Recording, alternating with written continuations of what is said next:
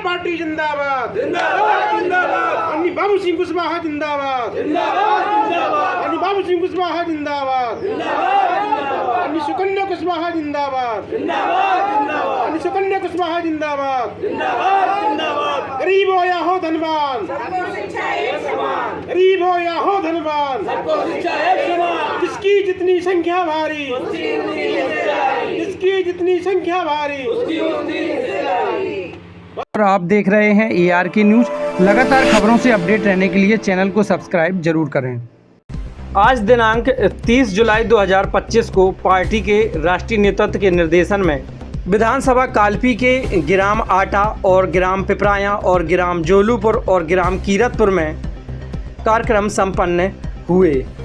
आज के कार्यक्रम की मुख्य अतिथि मधु कुशवाहा, प्रदेश महिला सचिव महिला मोर्चा, और प्रेमवती कुशवाहा, प्रदेश उपाध्यक्ष महिला मोर्चा, व आज के कार्यक्रम में साथ निभा रहे जनपद जालौन के जिला अध्यक्ष जीशान कुरैशी और जिला उपाध्यक्ष सरमन प्रधान, जिला सचिव रामवरण कुशवाहा कालपी और विधानसभा अध्यक्ष योगेंद्र वर्मा, महिला मोर्चा जिला अध्यक्ष राजा बेटी और युवा मीडिया प्रभारी के साथ समस्त ग्रामीण और महिलाएं उपस्थित रहीं। कार्यक्रम की शुरुआत महापुरुषों के चित्र पर माल्यार्पण के साथ हुई। उपस्थित ग्राम के सम्मानीय जनता जनार्दन ने मुख्य अतिथि को सुना और साथ में अन्य वक्ताओं को भी पार्टी के विचार व नीतियों से लोगों को जोड़ने के लिए आह्वान किया। वह मुख्य अतिथि मधु कुशवाहा ने कहा कि प्रदेश सरकार व आज आपके बीच जो 27,200 विद्यालय सरकार बंद कर रही है, ये हमारे दबे कुचले गरीब लोगों के बच्चों को शिक्षा से वंचित करने का कार्य कर रही है। इससे हमारे बच्चों का भविष्य शून्य हो जाएगा और हम लोग अनपढ़ गवार हो जाएंगे। आप लोग जन अधिकार पार्टी का साथ दें तो आने वाले समय में हमारी पार्टी आपको उच्च शिक्षा, गरीब हो या धनवान, सबकी शिक्षा एक समान, जिसकी जितनी संख्या भारी उसकी उतनी हिस्सेदारी। सभी ग्रामवासियों ने उक्त वक्ताओं को बात को समझा और पार्टी का साथ देने का वादा किया। हमारे संवाददाता रविकांत कुशवाहा की देखें जालौन से ये खास रिपोर्ट।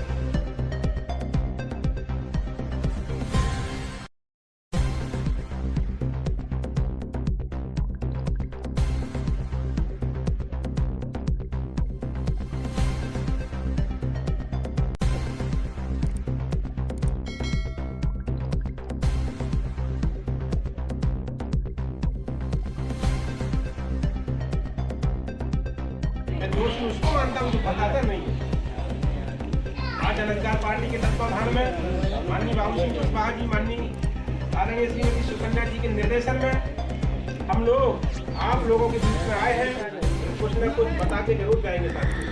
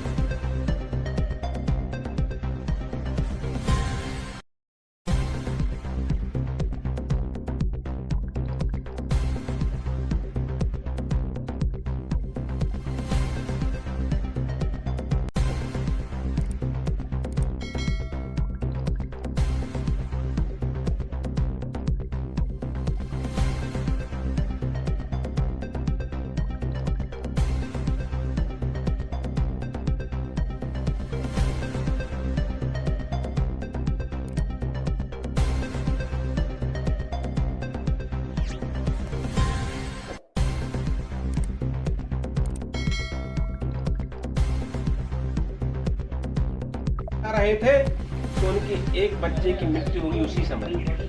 वो जाने के लिए विदेश के लिए तैयार थे, पूना के लिए जाने के लिए तैयार थे कि आज यदि हम नहीं गए वहां तो हमारे करोड़ों हिंदुस्तानी भाई वोट के अधिकार से वंचित रह जाएंगे, पता नहीं उनके साथ क्या हो। तो उन्होंने अपने मरे हुए बच्चे की फिक्र न करते हुए हम लोगों के लिए वहां गए और उन्होंने एक वोट का अधिकार मांगा। यूं ही हमें ये अधिकार नहीं मिल गया।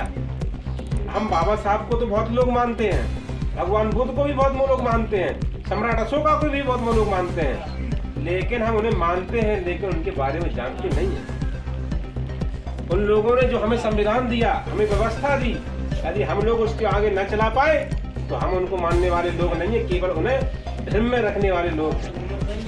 हम कहते बाबा साहब हमें छोड़ के चले गए, लेकिन हम कहते हो हमारे अंदर जिंदा है, हमारे अंदर जीवित है वो, क्योंकि उनके आदर्शों पर, उनके विचारों पर चल करके हम एक सुनहरे व अच्छे आदर्श राष्ट्र की निर्माण कर सकते हैं।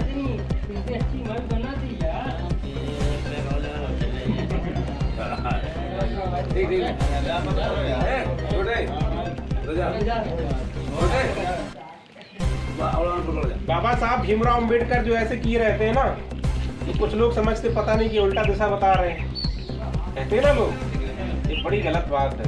उन्हें कोई बीमारी नहीं हुई थी कि ऐसा हाथ हो गया उनका।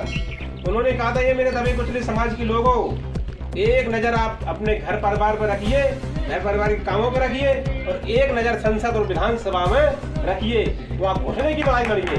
इसलिए साथियों वो ऐसे उंगली किए रहते हैं, हमें उनको समझना होगा।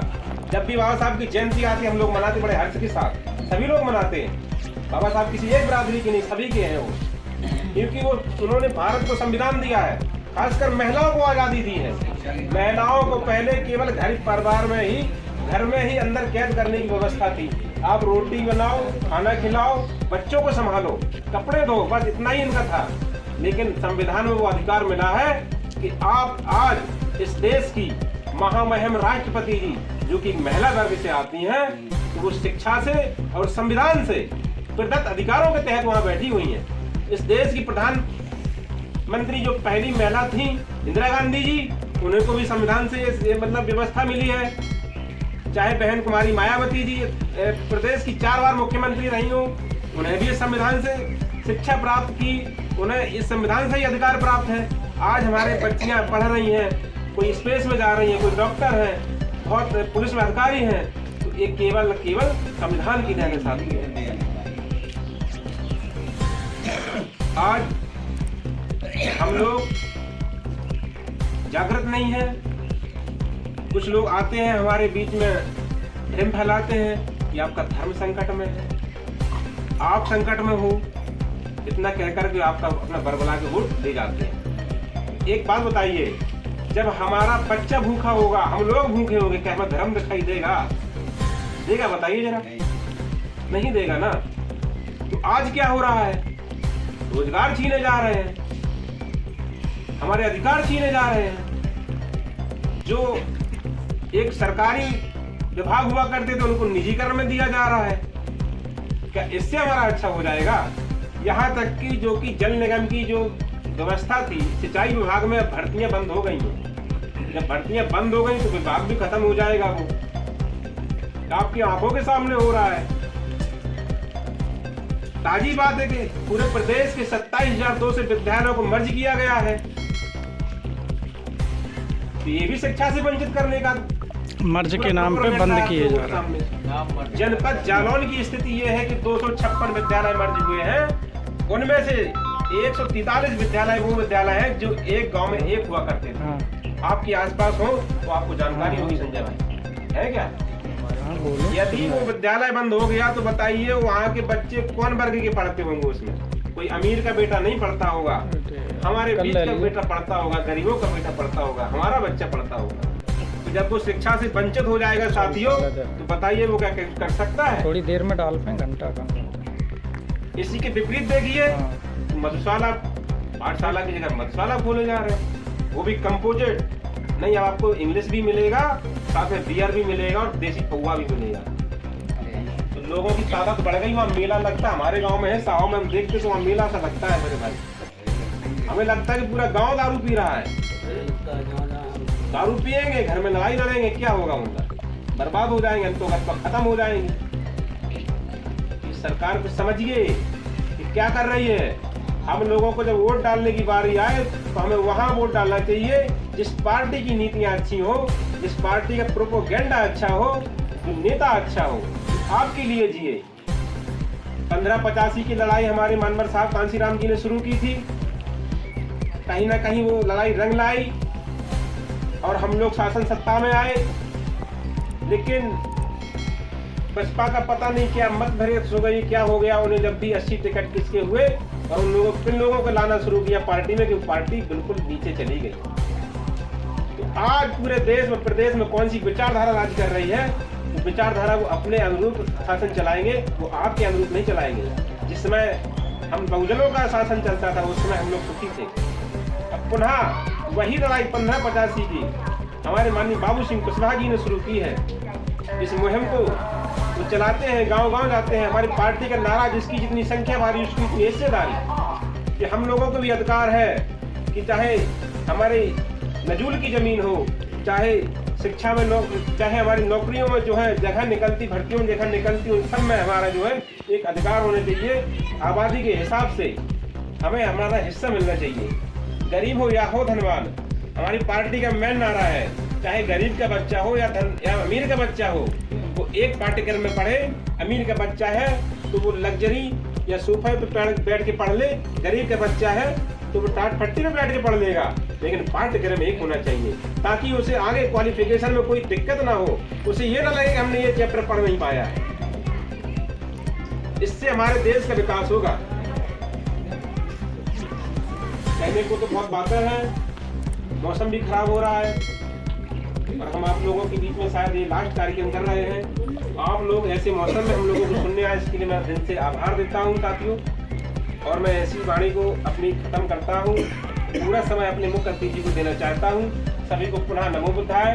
जिंदाबाद जिंदाबाद जिंदाबाद, जन अधिकार पार्टी जिंदाबाद जिंदाबाद जिंदाबाद, माननीय बाबू सिंह कुशवाहा जिंदाबाद जिंदाबाद जिंदाबाद, माननीय बाबू सिंह कुशवाहा जिंदाबाद जिंदाबाद जिंदाबाद, माननीय सुकन्या कुशवाहा जिंदाबाद जिंदाबाद जिंदाबाद, माननीय सुकन्या कुशवाहा जिंदाबाद। जिंदाबाद जिंदाबाद, गरीब हो या हो धनवान, गरीब हो या हो धनवान, सबको शिक्षा एक समान, जिसकी जितनी संख्या भारी, उसकी उतनी हिस्सेदारी, जिसकी जितनी संख्या भारी, उसकी उतनी हिस्सेदारी। जिंदाबाद जिंदाबाद जिंदाबाद, निकलो खेत खलिहानों से, जंग लड़ो बेईमानों से, जंग लड़ो बेईमानों से, निकलो